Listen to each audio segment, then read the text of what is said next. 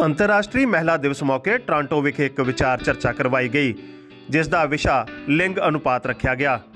Pink attitude संस्था और Deloitte वालों करवाई गई इस विचार चर्चा में हिस्सा लैन वाले मेहमानों में टीडी बैंक के chief medical director doctor Vipin Nikore, strategy और ट्रांसफॉर्मेशन लीडर संगीता चंद्रू और 9वीं जमात की विद्यार्थन बिनलप्रीत कलरा शामिल सन, जदों कि सूत्रधार की भूमिका आरती पोल ने निभाई।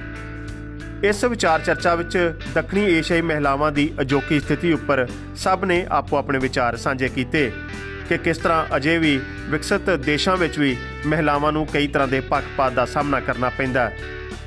पिंक एटीट्यूड वालों हुण 30 मार्च नूं एक वड्डा समागम किया जा रहा है, जिस विच वख-वख उपलब्धियां वालियां दक्षिणी एशियाई महिलावां ਅਤੇ नौजवान प्रतिभावान नौजवानों नूं सन्मानित किया जाएगा। ਇਹ ਜਿਹੜਾ ਇਵੈਂਟ ਅਸੀਂ ਕੀਤਾ ਹੈਗਾ ਇਹ pink attitude team and Deloitte Canada ਦੇ ਨਾਲ ਅਸੀਂ ਇਕੱਠਾ ਕੀਤਾ ਐਂਡ ਇਹਦਾ ਮਕਸਦ ਸੀਗਾ ਵੀ ਇੰਟਰਨੈਸ਼ਨਲ ਵੂਮਨਸ ਡੇ ਦੇ ਸੈਲੀਬ੍ਰੇਸ਼ਨ ਦੇ ਵਿੱਚ ਅਸੀਂ ਪੈਨਲ ਡਿਸਕਸ਼ਨ ਕੀਤੀ ਸੀ ਕਿ ਜੈਂਡਰ ਇਕੁਐਲਿਟੀ ਬਾਰੇ।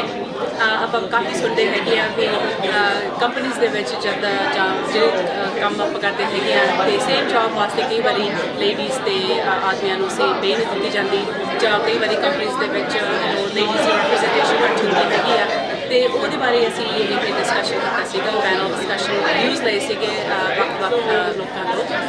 ਪਰ ਓਵਰਆਲ ਜਿਹੜੀ ਪਿੰਕ ਐਟੀਟਿਊਡ ਟੀਮ ਹੈਗੀ ਆ ਇਹ ਅਸੀਂ 2015 'ਚ ਸ਼ੁਰੂ ਕੀਤੀ ਸੀਗੀ ਮੂਵਮੈਂਟ, ਤੇ ਅਸੀਂ ਸੋਚਿਆ ਵੀ ਬਹੁਤ ਜ਼ਰੂਰੀ ਹੈ ਵੀ ਆਪਣੀਆਂ ਜਿਹੜੇ ਸਾਊਥ ਏਸ਼ੀਅਨ ਵੂਮਨ ਹੈਗੀਆਂ ਉਹਨਾਂ ਨੂੰ ਪ੍ਰੇਰਨਾ ਮਿਲ ਸਕੇ ਵੀ ਅਸੀਂ ਇਸ ਕੰਟਰੀ ਦੇ ਵਿੱਚ ਖਾਸ ਕਰਕੇ ਸਾਨੂੰ ਕੋਈ ਬੈਰੀਅਰਸ ਹੈ ਨਹੀਂ ਗੇ, ਸਾਨੂੰ ਕੋਈ ਇੱਦਾਂ ਮੁਸ਼ਕਿਲ ਨਹੀਂ ਆਉਂਦੀ ਜੇ ਆਪਾਂ ਆਪਣੇ ਕਰੀਅਰ ਵਿੱਚ ਜਾਂ ਐਜੂਕੇਸ਼ਨ ਵਿੱਚ ਆਪਾਂ ਤਰੱਕੀ ਕਰਨਾ ਚਾਹੁੰਦੇ ਹਾਂ। ਤੇ ਉਹ ਅਸੀਂ ਸੋਚਿਆ ਵੀ ਜੇ ਅਸੀਂ ਇੱਦਾਂ ਦਾ ਕੋਈ ਆਰਗੇਨਾਈਜੇਸ਼ਨ ਬਣਾਵਾਂਗੇ ਜਿੱਥੇ ਅਸੀਂ ਜਿਹੜੀਆਂ ਵੂਮਨ ਆਲਰੇਡੀ ਕਾਮਯਾਬ ਹੈਗੀਆਂ ਨੇ, ਚਾਹੇ ਉਹ ਪੋਲੀਟਿਕਸ ਵਿੱਚ, ਚਾਹੇ ਸਾਇੰਸ ਟੈਕਨੋਲੋਜੀ ਵਿੱਚ, ਚਾਹੇ ਆਰਟਸ ਵਿੱਚ ਜਾਂ ਸਪੋਰਟਸ ਵਿੱਚ, ਤੇ ਅਸੀਂ ਜਿਹੜੀਆਂ ਔਰਤਾਂ ਆਲਰੇਡੀ ਕਾਮਯਾਬ ਆ ਉਹਨਾਂ ਨੂੰ ਅਸੀਂ ਐਗਜ਼ਾਮਪਲ ਉਹਨਾਂ ਦਾ ਦੇਵਾਂਗੇ ਆਪਣੀ ਕਮਿਊਨਿਟੀ ਨੂੰ, ਤਾਂ ਕਿ ਆਪਣੀਆਂ ਹੋਰ ਲੇਡੀਜ਼ ਨੂੰ, ਹੋਰ ਯੰਗ ਕੁੜੀਆਂ ਨੂੰ ਪ੍ਰੇਰਨਾ ਮਿਲ ਸਕੇ ਵੀ ਅਸੀਂ ਕੁਝ ਵੀ ਕਰ ਸਕਦੇ ਹਾਂ ਤੇ ਸਾਨੂੰ ਸਪੋਰਟ ਮਿਲ ਸਕੇ ਤੇ ਇੰਸਪੀਰੇਸ਼ਨ ਮਿਲ ਸਕੇ।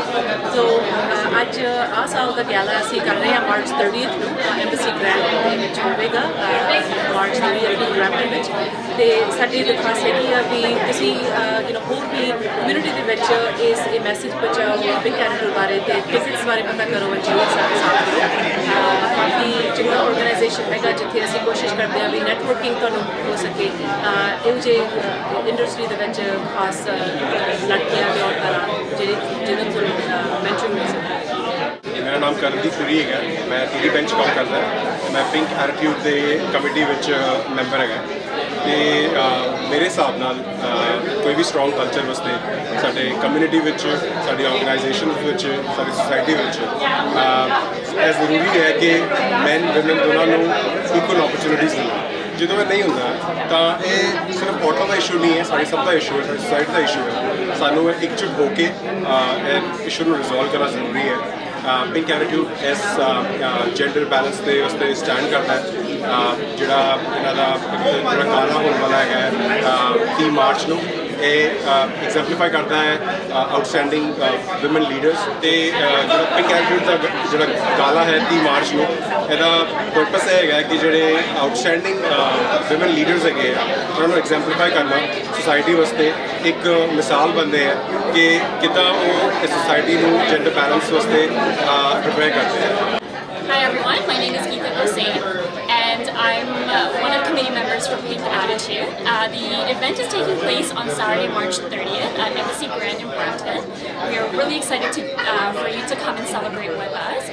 It's a celebration of not just women, but it's a celebration of educating men and women in terms of gender equality, gender balance, the opportunities, educating, and just empowering and supporting each other so that we can take the next step, we can grow as a community, we can grow together, and we're able to provide opportunities to our young generation so that everyone has an equal opportunity in this big wide world, so that everyone can achieve what they are born to achieve and to just be the best versions of themselves. And so I encourage all of you to come join us on March 30th and celebrate some of these amazing women and men who us to promote empowerment and to create gender balance. So मैं इस association नाल थोड़ा चिर हो गया काम करदी नूं उदा तां मैं इवेंट प्लानर हाँ पर मैं जदों सुनिया सी YUPP एक्चुअली जिन्हां ने ऑर्गेनाइजेशन शुरू की है वो मेरी फैमिली मैंबर आते उन्हें मैंने ऑर्गेनाइजेशन बारे दस्सिया सी ਇਹਦਾ मकसद ਉਹੀ ਆ कि ਜਿਹੜੀ ਔਰਤਾਂ ਹੁੰਦੀਆਂ कि ਅਸੀਂ ਉਹਨਾਂ ਨੂੰ ਹੌਸਲਾ ਦੇਣਾ ਵਾ कि जो भी ਤੁਹਾਡਾ ਰਸਤਾ ਵਾ कि ਤੁਸੀਂ ਆਪ ਚੁਣ ਸਕਦੇ ਆ कि ਤੁਹਾਡਾ ਫੈਸਲਾ ਵਾ कि ਜਿਹੜੀ ਔਰਤਾਂ ਚੁਣਨਾ ਚਾਹੁੰਦੀਆਂ कि ਉਹ ਘਰੇ ਬਹਿ ਕੇ ਆਪਦੇ ਜਵਾਕ ਪਾਲਣਾ ਚਾਹੁੰਦੇ ਆ ਜਾਂ ਉਹ ਜਾ ਕੇ ਕੰਮ ਤੇ ਜਾਣਾ ਚਾਹੁੰਦੇ ਆ ਕਰੀਅਰ ਵੂਮਨ ਬਣਨਾ ਚਾਹੁੰਦੇ ਆ कि जो भी कुछ कर सकते आ वो कर सकते आ कि ਉਹਨਾਂ ਦਾ फैसला आप ਹੁੰਦਾ ਸਾਡਾ ਜਿਹੜਾ ਗਾਲਾ ਹੋਣਾ ਵਾ ਜਿਹੜਾ ਐਨੂਅਲ ਗਾਲਾ ਹੁੰਦਾ ਵਾ ਉਹ ਮਾਰਚ 30 ਤਰੀਕ ਨੂੰ ਹੋਣਾ ਵਾ ਐਮਬੈਸੀ ਗ੍ਰੈਂਡ ਕਨਵੈਨਸ਼ਨ ਸੈਂਟਰ ਉਹ ਗੋਲ ਰੋਡ ਦੇ ਉੱਤੇ ਅਸੀਂ 6:30 ਵਜੇ ਤਕਰੀਬਨ ਸ਼ੁਰੂ ਕਰਨਾ ਵਾ ਤੇ ਅਸੀਂ ਸਾਰਿਆਂ ਨੂੰ ਇਹੀ ਪੁੱਛਦੇ ਆ ਕਿ ਤੁਸੀਂ ਟਿਕਟਾਂ ਜ਼ਰੂਰ ਲਿਓ ਤੁਸੀਂ ਆਨਲਾਈਨ ਕੰਪਿਊਟਰ ਤੋਂ ਵੀ ਲੈ ਸਕਦੇ ਆ ਤੇ ਜੇ ਤੁਹਾਨੂੰ ਕੰਪਿਊਟਰ ਤੋਂ ਨਹੀਂ ਮਿਲਦੀਆਂ ਤੁਸੀਂ ਸਾਡੀ ਆਰਗੇਨਾਈਜੇਸ਼ਨ ਨੂੰ ਫੋਨ ਕਰ ਸਕਦੇ ਆ ਤੇ ਅਸੀਂ ਤੁਹਾਡਾ ਬੰਦੋਬਸਤ ਕਰ ਦਾਂਗੇ ਕਿ ਤੁਸੀਂ ਟਿਕਟਾਂ ਸਾਡੇ ਲਈ ਲੈ ਸਕਦੇ ਆ सब तो पहले सारे बड़ी प्यार भरी सत श्री अकाल मेरा नाम जुपी है मैं पिंक एटीट्यूड की प्लानिंग कमेटी के वॉलंटियरिंग करती हाँ साडी सोच कमेटी राही यही हैगी है भी मुंडिया ते कुड़ियां दे विच कोई फर्क नहीं होना चाहिए जिथे आप मुंडिया नूं सैलीब्रेट करते हैं उत्थे सानूं कुड़ियां नूं भी सैलीब्रेट करना चाहिए तां ही असीं ये अवार्ड शो इकट्ठा कीता दिखाउण वास्ते कि साडी साउथ एशियन कम्यूनिटी दे विच बथेरियां औरतां ने जिन्हां ने वध तो वध चढ़ के काम किया ते ਅਸੀਂ ਇਹ ਦਿਖਾਉਣਾ ਚਾਹੁੰਦੇ ਹਾਂ ਵੀ ਇਹ ਨਹੀਂ ਮੈਟਰ ਕਰਦਾ ਵੀ ਤੁਸੀਂ ਔਰਤ ਹੋ ਜਾਂ ਤੁਸੀਂ ਮਰਦ ਹੋ ਕੰਮ ਤੁਸੀਂ ਸੱਚੇ ਦਿਲ ਨਾਲ ਕਰੋ ਤੇ ਉਹ ਸਾਰਿਆਂ ਨੂੰ ਇਕੱਠੇ ਹੋ ਕੇ ਮਿਲਾਉਣਾ ਚਾਹੀਦਾ ਪਲੀਜ਼ ਤੁਸੀਂ ਆਓ ਸਾਡੇ ਨਾਲ ਜੁੜੋ ਮਾਰਚ 30 ਤਰੀਕ ਨੂੰ ਸਾਡੀ ਅਵਾਰਡ ਹੋ ਰਹੀ ਹੈ ਤੇ ਘੁੰਮ ਕੇ ਸਾਰੇ ਆਓ ਮਿਲਦੇ ਹਾਂ ਤੁਹਾਨੂੰ ਮਾਰਚ 30 ਨੂੰ 2019 ਮੈਨੂੰ ਲੱਗਦਾ ਹੈ ਜੀ ਕਿ ਬਹੁਤ ਵਧੀਆ ਇਨੀਸ਼ੀਏਟਿਵ ਹੈ ਤੇ मैं आप काफ़ी रिलेट करना ये पिंक एटीट्यूड बहुत वधिया प्रोग्राम है जी तो मैंने बहुत वधिया लगता है इन्हों का इनीशिएटिव तो जो वैल्यूज़ है तो इस करके मैं नाल जुड़ा So my name is Jake Deere and I've been a part of Pink Attitude for I think since we started because that's just how Ruby works. When she gets you involved, you get so engaged and I see many faces here and you've all been a part of that beautiful journey. So thank you for being a part of that journey. Thank you to each and every one of you for being here. Thank you also to our media friends. Thank you for being here because you help us. There are so many International Women's Day events and so there should be. But thank you to you for being here and supporting and sharing the message of what Pink Attitude is all about. Because Pink Attitude truly is an exceptional initiative that started with one person's vision, and that's Ruby's, and where it has gone, and the vision of where it's going to go. And so thank you. Let me introduce the wonderful Prabi. She's my dear friend. She and I have emceed at least one event together, and that was the TD South Asian Gala. I don't know if I'm allowed to talk about banks with other finance, but I'll do that. But Prabi is quite exceptional, and I'm a dear fan of hers. Thank you so much. My name is Prabi Hanjan. I'd like to reiterate everything that Jake said. This is a great organization, and we really do want to thank everyone that's in this room for taking time to be here today. I've been involved with Pink for the last 3 years, and I haven't been able to stop. I want to come back every single year and spread the word as much as I can. So the first thing I'm going to do is just take us through the agenda this evening. That'll be followed by the panel discussion on gender balance. Pink Attitude was founded in 2015, again, to help to establish, to create an inclusive Canada where women of South Asian origin. To be specific, 196 boys versus 100 girls. So that's almost double. Making it apparent that there is still a gender disparity and that interventions need to be taken to tackle son preference in South Asian families. Whether that be through education, through cultural acceptance, or just be community driven. So join us today in celebrating women. Nominations and selections were made via an internal committee. 30 plus applications were submitted were received, let's say that. And our final 9 awardees are, the first one, Sangeeta Patel, the entertainment reporter for ET I thought, I'm reading this. She gets this for the Leadership Award. She's bold, well-known leader who others choose to emulate. She has a proven record of growth, success, and influence in her profession and in her community. Okay, so our 2019 Disruptor Award goes to Ramneet Bilin, who is a woman with creative vision who has a passion and faith to be the voice of her community. She has made significant disruption within her society, displacing established norms. I think it is Gokhale, you're right. Sonia Gokhale. Business excellence. She has demonstrated achievement, growth, and success in her industry and is known to have made a difference in the business community and in her profession. And our humanitarian award goes to Minnie and... So Pranami is a wonderful young lady that practices a creative form of art whose work has spoken out to a large demographic and inspired its audience. Our rising star goes to Jasmeet Sidhu. She's creative, visionary, and a young leader under the age of 35 who has the passion and faith to be the voice of their generation. And our inspiration award goes to Gurdeep Dhaliwal. She inspires others through her work, ideas, and by example. She demonstrates passion and commitment and is a role model who is making a difference in the lives of others. And then we also have a Homemaker Award, which is really the family champion, and that is Sangeeta Sharma. She's demonstrated a courageous vision, a promise and drive to do what it takes to serve her family by making significant sacrifices throughout her life. And our very last award goes to our ally, which I think is just equally as important as all the other awards. The Ally Award goes to Baldev Mutta, who is a man who has demonstrated exceptional leadership and interest in furthering women's initiatives. Very nice, very nice. So there, folks, are 29 awardees reporting breaking news across the country on a daily basis. Prior to joining the News Network team in Toronto, she was the first female Indo-Canadian television correspondent based out of Washington, covering the 2016 U.S. presidential race. I'm so happy to be interviewing and discussing gender balance with some incredible people who are members of our community. And I'm just going to quickly highlight some of the things that they've accomplished in the past few years. Okay, so we've got Vipin Naikor, and he is, aside from, and we've got their official, they're very long official titles, and they are very long official titles because they are all incredibly accomplished individuals. Okay, so he's the Chief Medical Director of TD Bank, an internist at Cleveland Clinic, Medical Director at Credit Valley Hospital, and Assistant Professor at the University of Toronto. And that's not even the highlight reel, that's just the title. Then he's also the founder of a startup called Home Care Hub.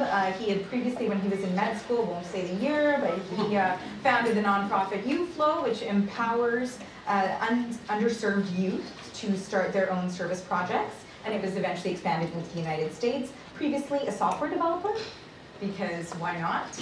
And led projects with a number of different organizations, including the World Health Organization and UNICEF. And last year, he was awarded Canada's Top 40 Under 40. So there's a little bit of the age thing, but you know. All right. And then we've also got Sangeeta Chandru, and she's a partner at Deloitte in the retail strategy practice. She's got nearly 2 decades of experience in the consumer industry sector, and before joining Deloitte, she was working with one of the second largest grocers in Canada, who is actually 15 years old, I learned, despite what it might say in your little program there. She is 1 year older, she's 15, grade 10 student, even though before she used to be on the volleyball team and the basketball team and all of that stuff. Right now in grade 10, she's focusing a lot more on her academics, and I just learned that she's going to be participating in a robotics competition that, you know, real underachievers that we've got. And with that, maybe we'll get you guys to come on up and we'll start our discussion.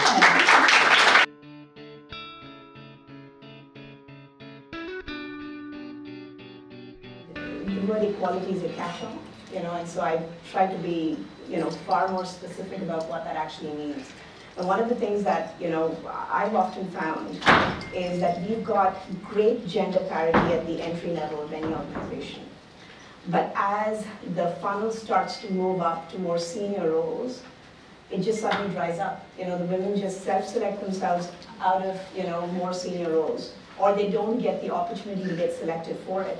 And that's an equity problem, you know, so it doesn't start out that way, but we don't necessarily have a system that allows women to thrive, you know, as they start to get more and more senior, because the sacrifices that are expected of them, and to a large extent the self-selection happens because they're primary caregivers to young children.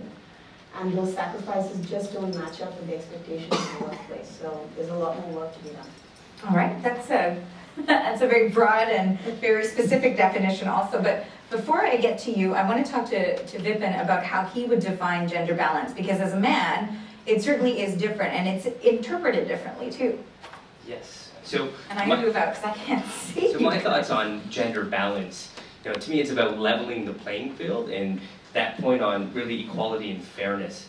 To me it's actually not about the numbers, right? So just looking at medical school and medicine, even when I was in medical school, the numbers were around 50-50. Actually, I think we had a little bit more females than males in medical school. Again, I won't say the dates. Talk about that. But when I look back, when my mother went to Lady Harding in India, it's all female school. But that's in general, coming here as a physician, the numbers in medicine, she was a minority when you're looking at male-female ratios. But obviously we have evolved from that, but just because we're 50-50 right now doesn't mean that all women are getting the same opportunities within the field, right? So do women have the same opportunities, the same sort of path to success and ability to move up and select what paths they want, and also just treatment within, if they're a surgeon and in the operating room, are they being treated the same? So it's more than just the numbers. And then even when you're looking at, say it's 50-50, but maybe it should be 70-30 in that cohort for whatever, 70-30 female versus male. But you can't get a meritocracy without a fair system. So to me, it's not all about the numbers, right? So if there is a lopsidedness even of male to female, who knows what that reason? I think the key is to then go cognitively dig in and see why that reason, why is that happening? Is that because of something in the educational system? Is it because of opportunities at an earlier age? But really dig in. But the first step, you can't do any of that without an equal meritocracy, a system to create a meritocracy. Okay, and now we go to the youngest panelist here, and obviously your experience with gender balance is going to be different from ours, but I saw you nodding your head, so gender balance still an issue? Definitely. I feel like, oh, is my mic on? Yeah, okay. I feel like there are a couple of different things that you could define with gender balance or gender equality. Firstly, like gender equality or gender balance would also relate to believing that everyone gets the respect and then also gets that respect, so everyone deserves the respect and gets that respect. I also think that gender equality relates to how, or like looks like how when wives are equal to their husbands, when sisters are equal to their brothers, when I am equal to my male classmates. There's a really cute demonstration that I found in an advertisement where there were blue and pink balls on the ground, and they asked a little girl and a little boy to come in. And they asked them to organize the colors, the balls to the different colors into different jars. And they worked together to accomplish this goal. And once they were done, they both received a reward. And so they both got a jar of candy. And when they opened their eyes, they saw that the girl had less candy in her jar. And they questioned this. And when the producer told them that this was because she was a girl, they couldn't make sense of it. They thought it was weird. They thought it was unfair. And the main purpose of this ad was to say how these little kids, they view gender inequality as unfair. But when you go into real life, there's so many adults in this world that think it's okay, that think it makes sense. And I think they questioned that. And I feel like in the future or in the present, gender inequality should be approached with the mindset of these children. And I think that's very important to learn as well. Once women enter the workforce, the expectations on them are so different, which is why you see a narrowing of the number of women at the top, whether it is having children, starting a family, domestic obligations that exist in that capacity, not to mention also the fact that often boardrooms and big corporations are more catered and tailored to male personality traits than they are towards women personality traits. So what do you think needs to be done in order to combat that? That's a really good question. I think it's not just to combat that for women. I think we need to create a more inclusive and equitable environment for men and women. Because a lot of this is being created because there is not just expectations of women, but there's different set of expectations for men. So if we take paternity leave, for example, you know, in Canada we've introduced that. You know, most of the corporations have paternity leave. Every man who became a father actually took that leave, and every woman that became a mother could return to work sooner. We have a very different workforce and a very different environment. I mean, personally speaking, I mean, I grew up in a time where I didn't have top up, you know, and if I'd just taken the subsidy from the government, I couldn't have afforded to pay my mortgage. So I went back to work quite soon. And, you know, because I did not have that flexibility. But I was also afraid to be away from work for a year. Because I was afraid that when I return, I will be forgotten, I will be left behind, while all of the men in my cohort have moved forward with their careers.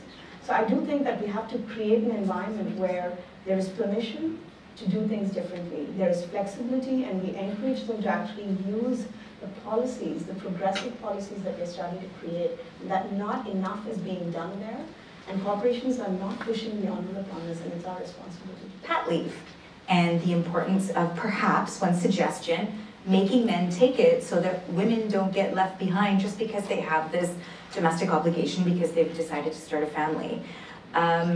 What do you think? Do you think men should be obligated to take pat leave? Do you think that would make a difference? How is that viewed? So it's interesting you mentioned that. So when you first mentioned that, and I do actually agree with you, as someone who hires a lot of people, we have a very young workforce, I actually got palpitations thinking about if all the men also left in my workforce, there would be no doctors at Credit Valley Hospital right now, because half of my department are all having babies, and there would be no one there. So anyways, aside from that, actually, conceptually, I do agree with that concept. And like I said, I'm actually seeing it right now.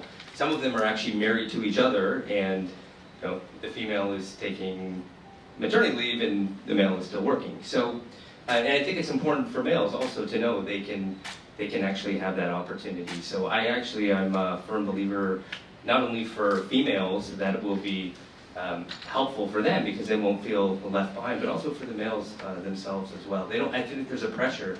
I do feel like if a male came in and said, hey, I want to take paternity leave, I do believe that there would be hesitation for them to ask for that. So that was sort of my question, and maybe you can elaborate on it then, because you touched on it. In terms of gender balance then, if we spoke about it broadly, and if we speak about it specifically, so something like paternity leave then, there shouldn't be, but is there still a stigma for men to ask for that time off because it's seen as something that is just for the woman? You know, there actually should be more of a, like, Go Male sunscreen type campaign, because they're often out in the workforce. A lot of the jobs tend to be more male dominated that are outside, so there's higher rates of skin cancer. So there actually should be more targeted campaigns, but again, sort of the gender balance goes both ways on certain things. Your generation in your school, do you guys think it would be okay to take a year off or take 6 months off to take care of their kids? Do they even talk about it the way that I know girls? And I think a large problem, or like it's getting better, but still there's not enough participation from the male side of things. It means the advocacy for women's rights on the basis is all different genders coming and sitting in a room and being able to work towards this common goal of gender equality. There's still people facing these problems. So Sangeeta, you've listed sort of what you think could help. In my previous place of employment, I was one of the only women on the executive committee. We had a support system at home, but I said I am the wife at home, running clock watchers, you know, in that process, as much as we have 5 men, you know, who are, you know, as part of the consideration and no woman. So the chances are, it's a 100% chance that a man is going to fill that role as a woman.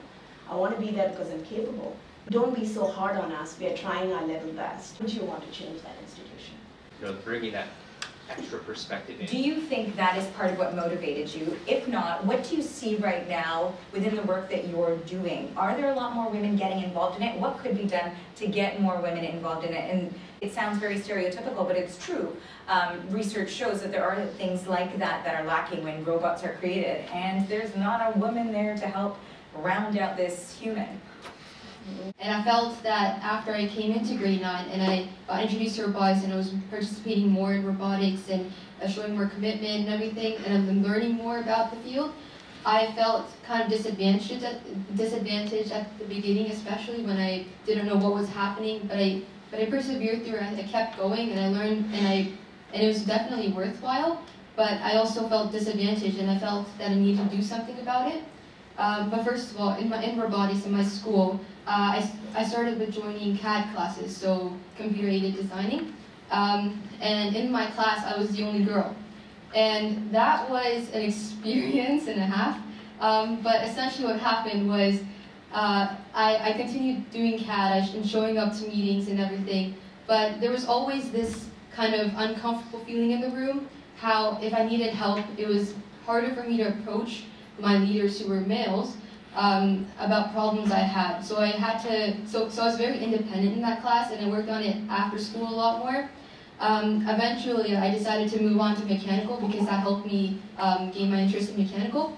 But I think that experience with CAD really opened my eyes to seeing how it wasn't necessarily intentionally making me, they weren't necessarily intentionally trying to make me uncomfortable, but it's just the way society has like shaped us and created this uncomfort, and I think that needs to be changed, of course. But after I moved into mechanical, so I'm fortunate enough to be in a robotics team where it's almost 50% females, if not more females.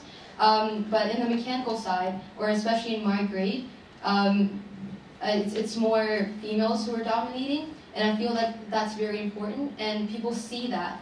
And now I'm becoming more of a leader in my robotics team, and that's really changing my views and changing how I view myself, because I feel I'm more capable of doing something in STEM, and has really kind of increased my interest in STEM. And what happened with that too is that we started creating more outreach events. For example, recently in November we had a Sparking STEM conference where we got females and then males and just like middle school students to come into our school for a day-long workshop. It went really successfully, and my sister actually attended, and a lot of people from my old elementary school. And what my sister did after that was she started her own all-girls team with a community organization, and they were really successful. And these females had never like screwed in anything, had never built anything in their lives before. But just coming together and seeing, and then just gaining this interest that we were able to provide this opportunity where they could gain this interest in STEM, and then going off in the community to make their own dent. I think that was really empowering to see. And then we're going to have this more outreach events like these in the future, and I think that's one of the ways that we would definitely impact more females and just more children in general in order to see that this is possible, that it's helping them too. Well, it's nice to see a shift, my goodness. Yeah, maybe just a quick comment on the AI piece and going back to another example. Trillium and the Vector Institute, who are putting on this little sort of machine learning conference for with clinicians, etc. And there's a researcher, Marzia. She works at the Vector Institute, and I knew her from the States before, and we got her from MIT, and she's a superstar, and she's amazing. And we're setting up, myself and the other physician lead, we're looking through for physicians that we can invite to the conference, and she's like, make sure half that list is female, and make sure we have a strong diversity in terms of everything. I'm like, sounds good, and I sent out a message to everyone at Trillium, every single doctor in the entire organization. What do you find still exists and needs to change when it comes to gender equality? I've been lucky enough to have a ton of support at home. So a plug for my husband who asked me to, give him a shout out today. But, I had a ton of support at home, but that isn't usually, the case. So you talked about it a little bit around the stereotypes, so when I had my daughter, my husband actually took the year off, and I did not. And there was quite a bit of chatter within the community as to why that would have happened. You know, there was a lot of judgment that accompanied the fact that I could not have taken the time to be at home with my child. And, but one parent needed to be with her, and he was. You know, and so for us, we didn't necessarily see it as a woman or a man thing. We saw it as, you know, that I had momentum behind me and I didn't want to slow myself down. So I think there's still a great deal of stereotype, there's a great deal of expectations that we thrust upon our women and girls as a result. I do think, you know, there was some commentary, you know, you'd made around, you know, there is a different set of rules perhaps, and it may not be overt rules that we set out for our girls, but it is right below the surface, and you know, in the messages, in our behaviors, we keep reminding them that they're different and not in a good way, you know, and somehow that becomes part of the narrative, you know, that's running behind our mind. And so very often, you know, when I meet, whether it's South Asian or women in general, and I mentor them, you know, and sometimes they say to me, you know, I'm so grateful to have this opportunity and this position, and I say to them, don't be. You wouldn't be sitting here if you didn't deserve it. So why are we always feeling this need to be apologetic, you know, about having an opportunity that, to be honest, and I've had similar mentoring conversations with men, and they say to me that it's about time. You know, what took you so long? And so I kind of wonder, why is it that we hold ourselves back? Why is it that we're so apologetic? Why is it that we're so unbelievably grateful for opportunities that are afforded to us, which we deserved in the first place? So I do think in the South Asian community we have a long way to go, you know, to sort of even that playing field, give our girls the opportunity to be able to thrive every way. Your workplace, and whether there are, you were mentioning that when you were trying to recruit, that specifically they said they wanted some South Asian females involved in that too. Is it hard to find them? Are they facing more pressure coming into this place of work too? Thinking back to just back home in India, and we think about, I'm sort of putting my sort of developing world physician hat on. When you think about female maternal mortality, 99% of female mortality in the obstetric period actually happens in